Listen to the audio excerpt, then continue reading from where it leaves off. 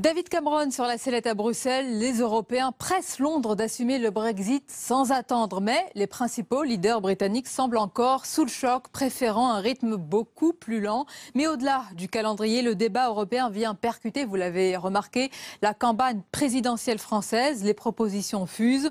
On va en parler avec nos invités ce soir. Je vous les présente. Olivier Cadic, bonsoir. Bonsoir. Et bienvenue. Vous êtes sénateur des Français établis hors de France, coprésident de la Fédération UDI Monde. On accueille également ce soir Corinne Narassiguin, bonsoir. Bonsoir. Porte-parole du Parti Socialiste. Avec nous Nicolas Bay, bonsoir. Bonsoir. Secrétaire général du Front National et député au Parlement européen. Et Raquel Garrido, bonsoir et bienvenue. Bonsoir. Co-fondatrice du Parti de gauche, auteur du guide citoyen de la 6e République chez Fayard. Alors mesdames, messieurs, avant d'évoquer le fond et la forme avec ce problème de calendrier ce soir à Bruxelles, une réaction sur l'actualité ce soir. Au moins 10 personnes qui sont mortes et 20 autres blessés ce soir dans les explosions qui ont frappé donc l'aéroport d'Istanbul en Turquie. Il s'agit d'un attentat suicide. Selon le ministre turc de la Justice, ce sont deux explosions, très fortes explosions, qui ont secoué le terminal international de l'aéroport. Évidemment, tous les vols sont suspendus et annulés. Et Nicolas Bay, ça nous fait évidemment rappeler l'importance de l'Europe avec la Turquie, quand même, de la sécurité, la coopération sur le terrorisme. On va être prudent, on ne sait pas s'il y a des revendications, de quoi il s'agit, mais c'est une menace qui est permanente aujourd'hui. Le terrorisme islamiste est une menace permanente, à la fois pour les nations européennes. On ne sait pas encore de quoi, probablement, quelles sont les revendications. Évidemment, il faut être prudent, mais voilà, ce terrorisme, il frappe les nations européennes, mais également un certain nombre de pays du Moyen-Orient, également la Turquie. Ce qui est certain, c'est que le jeu de la Turquie a toujours été assez trouble, notamment au Kurdistan, où ils ont délibérément laissé Daesh prospérer. Et donc peut-être qu'aujourd'hui, ils en font aussi les frais. Encore une fois, je ne veux pas tirer de leçons trop hâtives de ces attentats qui viennent d'avoir lieu, mais je crois que d'une façon générale, c'est l'intransigeance à l'égard de l'islamisme radical qui paiera, à la fois là-bas, en Syrie et en Irak. Et de ce point de vue-là, je crois que l'attitude de la Russie a été la bonne attitude, alors que l'Union européenne s'est caractérisée plutôt par ses atermoiements. Et puis, sur le sol européen, eh bien, il faut mener une chasse sans pitié contre l'islamisme radical, ce qui n'est pas fait aujourd'hui. On ne connaît pas encore les revendications de cet attentat. Attention, parce qu'il y a aussi beaucoup sur la scène politique turque, il y a beaucoup de dissensions, donc on va attendre quand même les résultats de l'enquête qui va démarrer. Mais Olivier Cadic, dans un aéroport, évidemment, toujours la crainte. On pense d'abord aux victimes, aux familles, mais la crainte, c'est qu'il y ait aussi des étrangers, des touristes. On ne sait pas à l'heure actuelle qui étaient présents, mais c'est un double attentat qui est terrible. C'est une onde de choc importante ce soir. Le principe du terrorisme, c'est qu'il frappe aveuglément. Il frappe aujourd'hui, ce soir, donc, dans un aéroport à Istanbul. Il a frappé il n'y a pas si longtemps dans un autre aéroport, à Bruxelles. Ça frappe partout. On l'a vu en Afrique, sur tous les continents. On est tous confrontés à ce problème-là. C'est un problème mondial. Il n'y a pas... je suis désolé, à la différence de monsieur, il n'y a pas une solution simple à ce problème-là. Venir donner des coups de menton et dire je vais tout régler, je suis désolé, si c'était possible, ça se verrait. Mais la solution, c'est la fermeté. Mais alors vous savez qu'aucune des mesures nécessaires n'ont été prises en compte. Mais écoutez, par le gouvernement. La solution, c'est d'avoir une police qui fait des investigations, c'est d'avoir un système de sécurité et de renseignement qui fonctionne. Pour cela, il faut que les systèmes d'information soient coordonnés entre les pays. Ça dépasse, pour pouvoir répondre aux problèmes du terrorisme, ça dépasse la vision nationale. Il faut effectivement une police, nous on le sait, européenne aujourd'hui, par exemple la FBI européen, on a besoin de nouvelles solutions. Excusez-moi, mais c'est pas la coopération entre les services de renseignement qui est en cause. Sur le débat sur un attentat, non mais je finis là-dessus, c'est quand même le désarmement de la France que vous avez soutenu avec Nicolas Sarkozy. Nicolas Bay, vraiment, j'étais en train de vous faire réagir à un attentat ce soir. On va débattre de beaucoup d'autres choses, puisqu'il y a le Brexit qui est l'autre sujet qui nous intéresse ce soir. Mais Corinne Narassiguin, on a beaucoup entendu parler de sécurité aujourd'hui lors du vote, notamment sur le Brexit. Est-ce que c'est évidemment, c'est l'un des thèmes qui va être majeur, notamment dans la campagne présidentielle française. Oui, mais même dès maintenant, avant même la campagne, ce sera évidemment l'Europe, surtout après le Brexit, ce sera un énorme sujet de la campagne, mais ça doit commencer maintenant. La question du renforcement, on y travaille depuis les attentats de janvier 2015, mais on voit bien qu'il faut accélérer les choses, qu'il faut rassurer les Européens sur la capacité de l'Europe à s'organiser pour avoir une politique étrangère cohérente, notamment vis-à-vis de pays du Moyen-Orient et de pays comme la Turquie, parce que pour pouvoir coopérer avec un pays comme la Turquie, il faut que l'Europe parle d'une seule voix sur toutes ces questions. Et il faut renforcer effectivement la question des services de renseignement, les polices nationales, et avoir aussi une Europe de la défense, dont la France joue un rôle forcément, pour lequel la France joue forcément un rôle clé, puisque ça devient aujourd'hui la seule véritable armée de l'Europe opérationnelle, maintenant que les Britanniques sortent. Et donc toutes ces questions-là sont liées, et on a besoin d'avancer très très rapidement sur ces questions au niveau européen. Et malgré un double jeu dont vous avez parlé, et qui est réel pour la Turquie, en tous les cas au début vis-à-vis de Daesh, je reste prudente quand même sur les revendications. Raquel Garrido, c'est quand même un pays fragilisé, qui a une place géopolitique géographique qui est très particulière, et qui a tous ces migrants aussi, parce qu'on a un accord qui a été initié par l'Allemagne, un accord sur les migrants avec ce pays. Oui. Effectivement, le rapport de l'Union européenne avec la Turquie est très ambivalent. Chaque pays a finalement des rapports assez différents avec la Turquie. On peut pas vraiment dire que l'Union européenne, en tant qu'Union européenne, a un rapport avec la Turquie, entre ceux qui réclament depuis toujours l'accession de la Turquie, qui l'organisent, qui est une aberration folle. J'en ai déjà 28 et ça ne marche pas. Alors l'idée même d'élargir à la Turquie, mais pourtant certaines forces politiques continuent de la réclamer.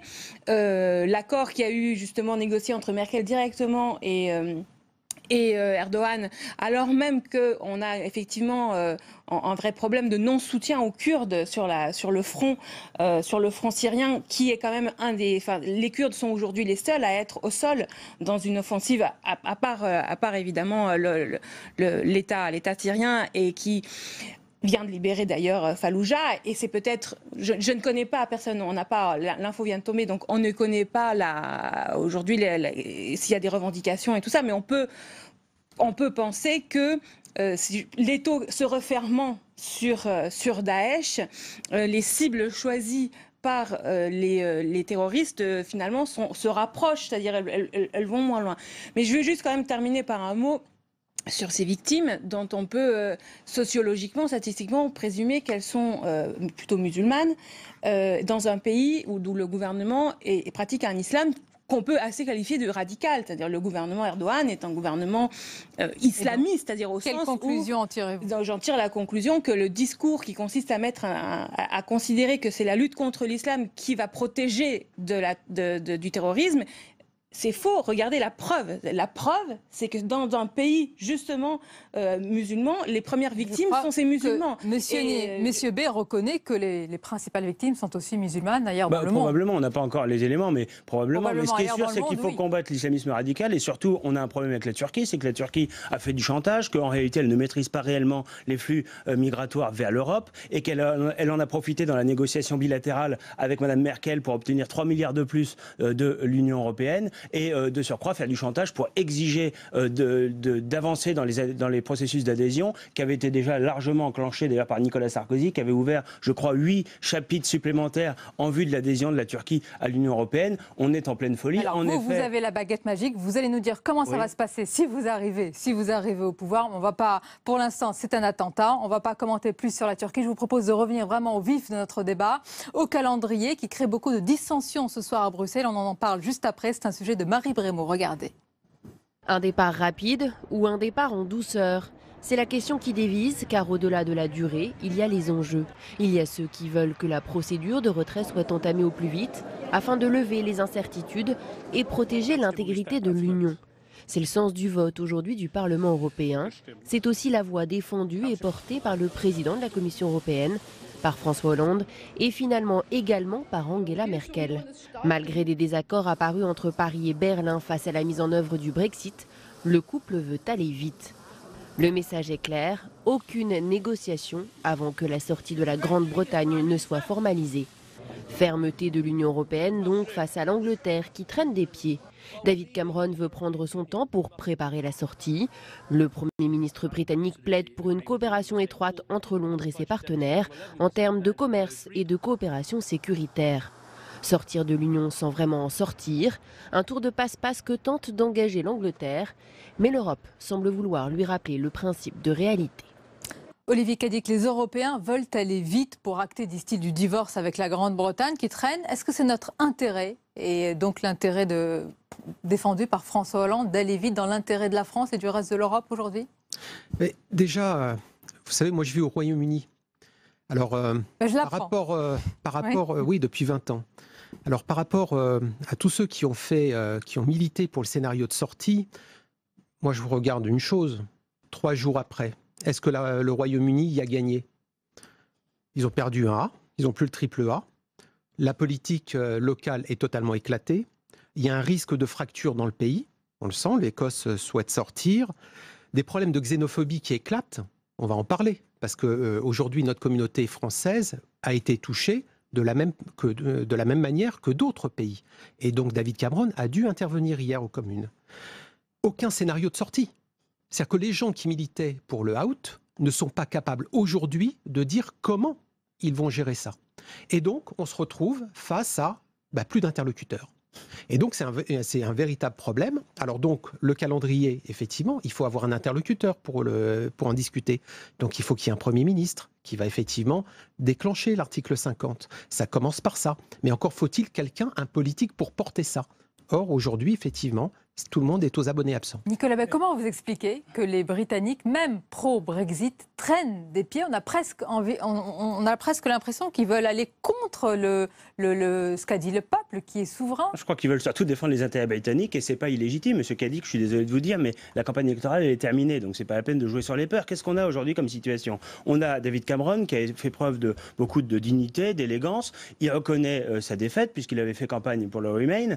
Aujourd'hui, il nous dit, eh bien, il faut respecter le vote des Britanniques et ce serait bien qu'on le respecte partout en Europe parce que c'est un peuple souverain qui a décidé à une large majorité de sortir de l'Union européenne, pas de sortir de l'Europe comme le disent certains de façon un peu simpliste. Et puis ensuite, il faut appliquer les textes, appliquer les procédures normales, c'est-à-dire que David Cameron a indiqué, bien sûr, il a indiqué qu'il allait démissionner début septembre. Dans la foulée, un nouveau Premier ministre va être nommé. C'est à lui qu'il appartiendra d'enclencher l'article 50 du TFUE pour la sortie. Et à ce moment-là, les textes prévoient qu'il y a 2 ans de négociations pour que cette sortie se fasse dans les meilleures conditions. Et c'est évidemment l'intérêt commun des Britanniques et des autres nations européennes. Nous avons de toute façon des liens d'amitié qui seront préservés, contrairement à ce que disent certains aussi. Nous garderons des liens commerciaux. L'Union européenne aujourd'hui, elle a des accords de libre-échange commercial total, sans barrière douanière, sans quotas, sans contingentement, avec une trentaine de pays dans le monde, de l'Algérie à la Jordanie, la Chili. Avant qu'on arrive à ce divorce, je voudrais avoir votre avis également. Encore une fois, il n'y a pas de divorce justement. Il y aura des relations commerciales. Simplement, ils vont sortir de l'Union européenne. Oui, employez le mot que vous voulez, mais sortent de ce carcan qu'est l'Union européenne. Corinne Narassiguin, pourquoi il y a autant de contorsions, c'est le cas aujourd'hui de la part des leaders britanniques pour justement appliquer ce fameux article 50? On voit bien, alors de la part de ceux qui ne voulaient pas la sortie, on peut comprendre qu'ils traînent les pieds, mais de la part de ceux qui ont fait campagne pour sortir, eux-mêmes, je crois, n'étaient pas préparés. La première chose qu'on a vue, c'est qu'ils ont commencé par revenir sur les promesses de campagne qu'ils avaient faites, sur où va aller l'argent qu'ils vont récupérer de l'Union européenne. Et ensuite, tout le week-end, ils étaient aux abonnés absents. Et aujourd'hui, ils traînent les pieds. Et Marine Le Pen, dès vendredi matin, avait commencé à donner faire la leçon à tout le monde en disant il faut que tout le monde respecte le choix démocratique et il faut que ça aille vite, il ne faut pas que les autres pays ralentissent. Et en fait, ce qu'on voit, c'est que tout le monde veut faire respecter le choix démocratique des Britanniques, mais que ceux qui traînent les pieds sont ceux qui ont fait campagne pour la sortie. Excusez-moi, mais celui qui a la main... Je vais terminer parce que je vous ai écouté. Et donc je crois qu'aujourd'hui, on a ce problème de personnes de politiques qui font de la manipulation, qui font du populisme, qui promettent des choses dont ils savent très bien qu'elles sont complètement fausses et qui, une fois qu'elles sont face à la réalité de leur choix, ne sont pas prêts à en assumer les conséquences. Attention, Raquel Garguido, le peuple britannique s'est prononcé. Il est souverain sur son avenir. Il ne faut plus tergiverser. avancé parce qu'on entend une petite musique qui pourrait dire, eh bien, attention, il pourrait ne pas être appliqué, laisser un petit peu le temps long. Vous dites que ce serait une déflagration mortifère pour l'Europe si on ne respecte pas le peuple britannique? Oui, et d'ailleurs, le non-respect du vote en France de 2005 sur le traité constitutionnel européen n'aboutit pas de produire des effets néfastes et délétères sur la démocratie elle-même. Quand on voit les sondages sur les soi-disant repentis, tout un espèce de discours, des pétitions en ligne, le lendemain d'une élection pour dire « Ah non, on n'était pas d'accord ». Après, que certains membres de l'oligarchie, on va dire de l'élite politique britannique traînent des pieds, ça, c'est pas impossible. Et ça, il y a une explication politique à ça. Et l'explication, elle réside dans le fait que le non était porté, enfin l'exit était porté par des forces qui sont plutôt d'accord avec la Commission européenne sur les principes de liberté de circulation des capitaux, par exemple, défense de la City, liberté de circulation des biens et des marchandises. Vous étiez pour aussi, non? De quoi? Vous étiez pour que la Grande-Bretagne reste dans l'Union européenne? Non, on n'en vous s'est êtes jamais partie de cette prononcé oligarchie. pour... Ah bah si, je pense que vous l'êtes. Ah non. Vous êtes donc ah non, pour moi le Brexit? moi je déplore... Et quelle est votre moi, position? alors voilà, je vais vous dire, Pour moi ou je contre, déplore... Non, Ah bah. il y a dans la critique de la construction européenne une course de vitesse entre une critique humaniste, progressiste, c'est-à-dire qui critique le déficit démocratique, l'absence de règles sociales, d'harmonisation Raquel fiscale, Garrido, vous êtes règles pour ou contre écologiques. le Brexit? Ma question est claire. Attendez, mais il faut comprendre, c'est très sérieux. Il y a une guerre voilà, entre le non, enfin la critique de l'Union européenne xénophobe, on va dire nationaliste, et le non humaniste. Et ce qu'on peut déplorer en Grande-Bretagne, en Royaume-Uni, c'est que ce non humaniste n'était pas représenté. Je l'ai compris. En France, oui ou non, existe. vous êtes contente qu'il y ait eu Brexit? Non, avec Jean-Luc Mélenchon, on a voté non. Répondez-moi. En France.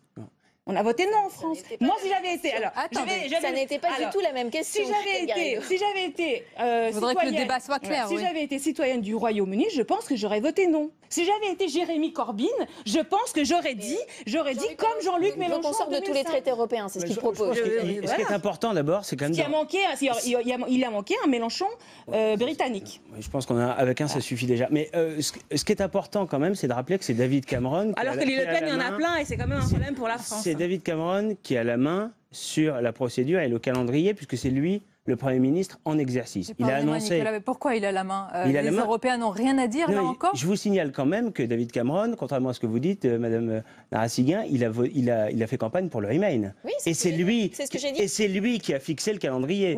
Donc c'est ce que j'ai dit, je comprends que lui prenne les pieds. Ce que je ne comprends pas, c'est pourquoi Boris Johnson a disparu et le leader du UKIP aussi a disparu. Je vous signale que Nigel Farage, comme Boris Johnson, actuellement ne peuvent rien faire tant que la démission de David Cameron n'est pas évitée. Pourrait s'exprimer. Ensuite, maintenant, il faut évidemment préserver les intérêts des uns et des autres, et organiser cette sortie de l'Union européenne dans les meilleures conditions. Je crois surtout que c'est une opportunité. Vous pensez plus aux intérêts britanniques qu'aux intérêts français et européens? Honnêtement, je pense que les intérêts sont communs à ce que les choses se passent dans de bonnes conditions. Et surtout, moi, ce que je vois, c'est que ça peut être un acte fondateur. Les Britanniques ont toujours été prudents sur ce fédéralisme européen. L'euro, ils n'étaient pas dedans. Le Schengen non plus. Ils avaient compris tous les défauts et les mauvaises conséquences de cette Union européenne. Aujourd'hui, ils montrent à nouveau la voie, ils sortent de ce carcan. Il s'agit d'en profiter pour fonder l'Europe différemment. Il y a quand même une période de doute et d'incertitude. Non, mais il s'agit encore une fois d'organiser une Europe des coopérations. Et justement, il s'agit de faire en sorte Et maintenant, je vais vous laisser parler parce qu'on va débattre de ce sujet. Olivier Cadic, quelle réponse? Il y a eu une multitude de propositions de la part de tous vos partis d'ailleurs et de visions qui fusent pour refonder, repenser l'Europe. On l'a entendu notamment cet après-midi au Sénat et à l'Assemblée nationale où il y a eu un débat sans vote sur les conséquences de ce Brexit. On va écouter Manuel Valls sur ce sujet. Il faut, permettez-moi l'expression, crever l'abcès. Ce vote montre, d'une certaine manière, le malaise des peuples. Ils doutent depuis longtemps de l'Europe. Ils ne comprennent pas ce qu'elle fait, ne voient pas ce qu'elle leur apporte.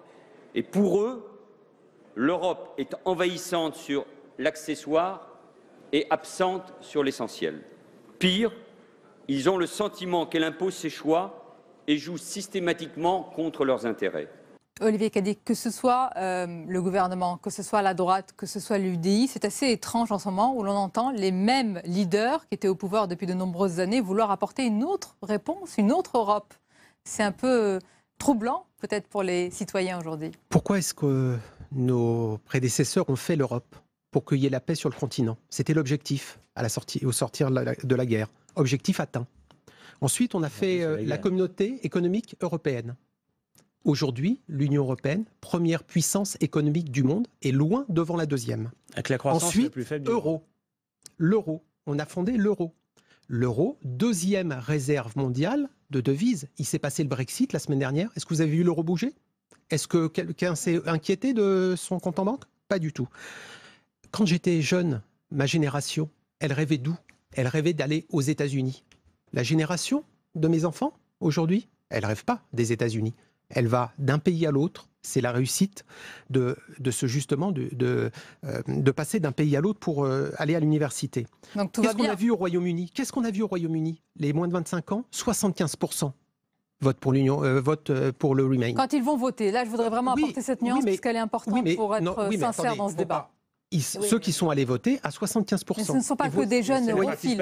Des plus jeunes qui étaient la plus faible. Mais encore une fois, c'est un indicateur. Donc, en termes d'acquis, on a des acquis sur l'Europe. Maintenant, on doit faire évoluer les choses. Effectivement, il y a un fonctionnement de l'Europe que les gens ne comprennent plus. Il y a 28 commissaires européens qui ne sont pas des vrais pros du dossier. Ce sont des gens qui sont souvent recyclés par leur pays pour pouvoir être mis là, des recyclés de la vie politique.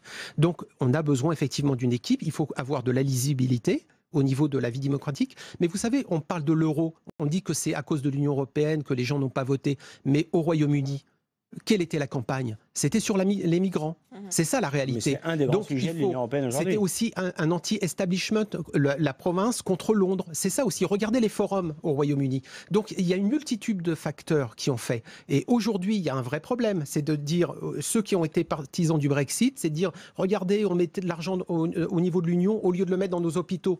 La réalité, c'est pas ça, on le sait. Monsieur Cadic, vous dites que le paysage que vous décrivez est un paysage idyllique où voilà, certaines personnes qui ont comme ça la construction européenne heureuse. Mais je suis navrée de vous dire que pour des millions et des millions de salariés et de chômeurs de l'Union européenne, le rêve européen s'est transformé en cauchemar. Parce que la mise en concurrence des populations, et notamment depuis l'élargissement qui a aggravé ce trait-là, est terrible. Quand vous voyez la directive des travailleurs détachés qui fait qu'à Paris, aujourd'hui, vous avez des hommes et des femmes qui travaillent dans des chantiers avec les salaires des pays d'origine, dans des conditions sociales absolument atroces. Mais c'est dans des situations où il y a un chômage, en France, en tout cas, à 6 millions de personnes. On renforce ces questions dans la loi travail, d'ailleurs. Ça, c'est un autre sujet. Mais sur les questions des... La loi El Khomri, au contraire, elle est faite exactement sous la dictate des règles. Mais vous ne pouvez pas dénoncer à la fois le détachement des travailleurs, qui est, c'est vrai, une concurrence déloyale à l'intérieur de l'Union européenne, et encourager l'immigration massive. Je vais revenir au cœur de notre débat. Attendez. Il y a les mots. Vous avez toujours fait au fond de gauche, alors qu'aujourd'hui, cette immigration massive, elle pèse directement sur les Il y a trois mots. Raquel Garrido, écoutez-moi. Il y a trois mots. Il y a trois mots qui ont été vraiment prononcés, répétés, et je crois que ça vous interpelle tous cet après-midi. C'est le mot peuple, frontière, identité, qui sont dans tous les discours. Et je vais mettre les pieds dans le plat. Corinne Narassiguin, vous posez la question. Gauche et droite rejettent les recettes du FN, mais reprennent ces mots et ces analyses. Est-ce que vous diriez là, attention, ils ont eu le bon diagnostic, mais ils n'ont pas les bonnes solutions? Non, je pense que je pense qu'il y a. Vous êtes d'accord sur ces mots? Oui, mais par contre, quand on parle d'identité, on ne parle pas d'identité nationale. On parle d'identité européenne à construire ou à reconstruire. Ça n'est pas la même chose. Ça n'est pas le repli sur des identités nationales que prône le Front National. Ça n'a rien à voir. L'identité européenne, elle est constituée des identités nationales. Je pense qu'il y a une citoyenneté européenne à construire au-delà des mais oui, c'est ça. Vous voulez toujours plus d'Europe, en fait. C'est-à-dire que le message des peuples, c'est on n'en peut plus de l'Union européenne, qui apporte la casse sociale, qui apporte le chômage de masse, qui apporte l'insécurité généralisée, et la réponse des élites autoproclamées, c'est on va aller encore plus loin. Vous êtes député européen, je le rappelle. Oui, mais les élites, vous en faites partie. Oui, mais nous sommes au Parlement européen l'opposition à la coalition UMP-PS, SED et PPE qui dirige aujourd'hui l'Union européenne. Et on voit bien que la réponse de tous, que ce soit les Républicains ou les socialistes, sur la scène nationale, c'est dire on va aller encore plus loin. Nicolas Sarkozy veut nous vendre la même chose qu'il avait fait en 2008 de façon honteuse. Il avait bafoué le vote des Français en repassant le même texte. Je voudrais avoir votre avis, c'est important, allez-y. Alors, je pense que ce qu'a montré le Brexit, en fait, c'est que l'Europe que réclamait la Grande-Bretagne depuis son entrée dans l'Union européenne, c'est-à-dire c'est-à-dire une Europe libérale, une Europe d'abord et avant tout des marchés où chacun prend son avantage économique et se désolidarise au maximum des questions qui doivent être mutualisées au contraire pour être résolues beaucoup plus efficacement au niveau de l'Union. C'est cette Europe-là qui a été rejetée par les Britanniques eux-mêmes. Et donc la question, ça n'est pas de dire qu'on doit détruire l'Europe, c'est la question, c'est comment on la renforce pour répondre aux attentes d'une Europe plus sociale, mais comment plus y répondre, plus sociale? Je vais vous citer cette phrase, Olivier Cadic, je voudrais que vous réagissiez cet après-midi à l'Assemblée. Nous ne voulons pas d'une Europe passoire qui confie la gestion de ses frontières à la Turquie. C'est pas Marion Maréchal Le Pen qui a dit ceci, c'est Philippe Vigier, chef de file des députés centristes. Est-ce qu'il y a aujourd'hui un décloisonnement des discours de plus en plus proches? Vous utilisez les mêmes mots. Et à quoi on va aboutir dans cette campagne présidentielle qui s'annonce? Non, on a dit qu'on veut un renforcement de Frontex. On veut qu'effectivement, il y ait un contrôle qui se fasse aux frontières de l'Union. On veut des vrais moyens parce que sinon Schengen n'a plus de sens. C'est la liberté de circulation, donc il faut absolument renforcer le contrôle aux frontières extérieures. C'est ça que l'on souhaite. Alors maintenant, effectivement, les migrants, donc si on ne les laisse pas rentrer, il faut bien qu'ils soient quelque part. Donc aujourd'hui, c'était ça l'accord avec la Turquie. Mais encore une fois, moi je ne suis pas d'accord. L'objectif, justement, c'est de définir un nouveau cap à l'Europe. On a atteint des objectifs, on les a atteints. Et donc maintenant, pour créer l'espoir, il faut créer de nouveaux objectifs. Les mots de conclusion, Nicolas B, Pierre-Raquel Garrido. Le président de Frontex vient d'annoncer, enfin le directeur de Frontex, annonçait qu'ils souhaitaient mettre en place des avions humanitaires qui arrivent directement du Liban pour amener les migrants en Europe sans qu'ils passent par la mer. Donc on voit bien qu'ils sont dans la logique de la libre circulation, non seulement à l'intérieur, mais également à l'extérieur de l'Europe. Et donc, de maintenant, écoutez, je crois qu'il faut en finir avec ce système d'une Union européenne qui n'apporte rien de bon. Il faut retrouver les souverainetés nationales, souveraineté législative, que notre droit français ne soit pas en permanence la transposition des directives européennes, souveraineté territoriale, la maîtrise des frontières, souveraineté économique et monétaire, le patriotisme économique et sortir du système de l'euro-monnaie unique. Et ça n'est possible que si on organise une Europe des coopérations. C'est la seule Europe qui fonctionne. C'est l'Europe d'Ariane et d'Airbus. Pour Raquel Garrido. Excusez-moi. C'est un débat qu'on va avoir jusqu'en mai 2017 parce qu'on a un vrai problème de vocabulaire. L'extrême droite en France utilise le mot souveraineté pour désigner quelque chose qui, dans l'histoire de la France, n'est pas la souveraineté. Pour nous, c'est la souveraineté. Pardon, mais pour moi, la souveraineté, c'est la souveraineté du peuple. C'est-à-dire l'exercice effectif du pouvoir par le peuple. Et aujourd'hui, le peuple français, il est pris dans une double mâchoire, qui est celle de la Ve République, la monarchie présidentielle, que vous ne voulez pas abolir, parce que dans le fond, vous en fichez complètement du peuple français. Voilà, et vous prenez une sixième. Ça me permet de rappeler votre livre, Le Guide citoyen de la sixième. Parler de l'un sans l'autre, merci. Démontrer qu'en fait, vous ne parlez pas des citoyens. On arrive à la fin de ce débat passionné. Merci, on aura évidemment l'occasion d'en reparler et j'espère que vous aurez l'occasion de revenir. Merci encore. Il est 23h passé. Tout de suite, le journal avec Paul Bouffard.